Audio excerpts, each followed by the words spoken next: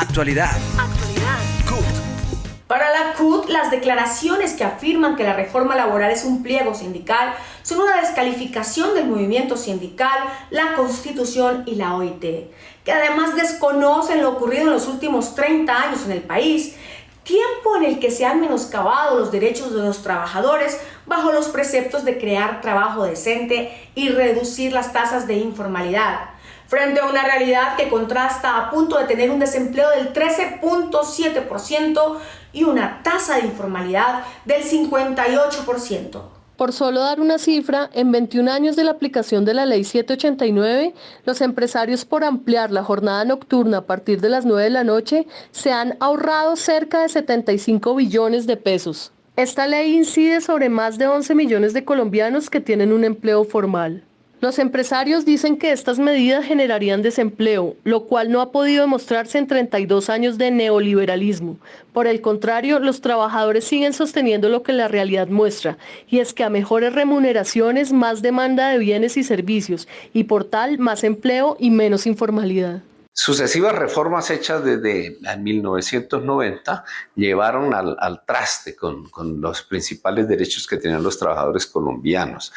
Se perdieron las garantías de estabilidad, que eran rígidas multas que tenían los empleadores para despedir a los trabajadores. Había un elevado nivel de estabilidad después de que los trabajadores llevaran 10 años trabajando en una empresa. El despido por justa causa era difícil que lo estuvieran ejerciendo arbitrariamente, pero además los trabajadores perdieron también la esencia del contrato laboral. Es que si usted trabaja con una empresa, debe tener un contrato a término indefinido con esa empresa, o si tiene un contrato a término fijo, debe ser en condiciones excepcionales, pero también con las mismas garantías. La expedición de la Ley 50 de 1990 no solamente reduce la retroactividad de las cesantías, sino que afecta las indemnizaciones por despido en una reducción importante. Posteriormente, la Ley 100 de 1993 encarna una reforma pensional que crea los fondos privados de pensiones que hoy se oponen a la reforma pensional que impulsamos de los trabajadores y el gobierno. Se precarizó igualmente el derecho a la salud, se convirtió en una mercancía. Con la Ley 50 del 90 se crearon los contratos a término fijo y las empresas de servicios temporales, dos figuras que afectaron sustancialmente la estabilidad laboral de los trabajadores.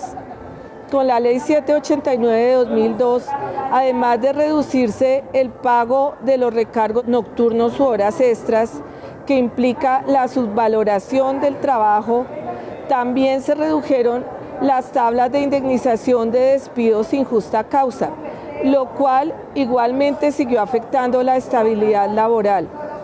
Es decir, que con todas estas figuras, los trabajadores hemos perdido en cuanto a la protección de la relación laboral y salarial, y estos derechos por justicia social y por reconocimiento y valoración del trabajo deben ser recuperados.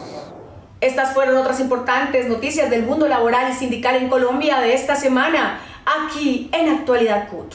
La reforma laboral ha sido blanco de ataques por parte de la mayoría de los gremios y empresarios de diversas plataformas. En Actualidad CUT, el viceministro de Trabajo, Edwin Palma, analiza las plataformas digitales como los repartidores y transporte en la reforma laboral.